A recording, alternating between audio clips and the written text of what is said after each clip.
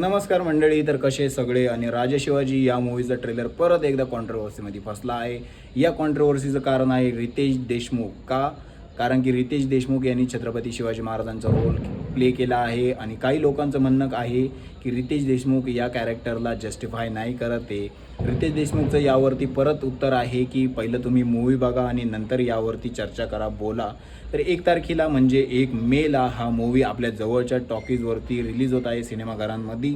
तर सगळ्यांनी पहिलं तर हा मूवीज बघायचा आहे, मग नंतर आपलं मत कायम करायचं आहे.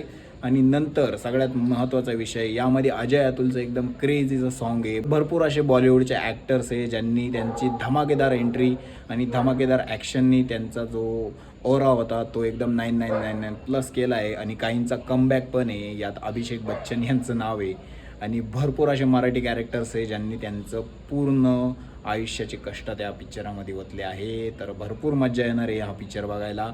सगळ्यात पहिलं आपण मूवी बघणार आहे, नंतर यावरती बोलणार आहे.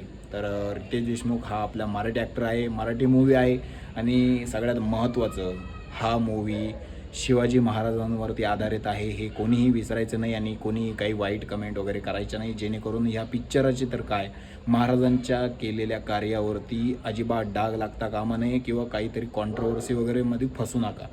यात अजून एक विषय की वाघनखांचा पण थोडीशी कॉन्ट्रोवर्सी चालली आहे. तर पहिलं तर भावांनो पिक्चर बघा, नंतर बोलूया या गोष्टीवरती.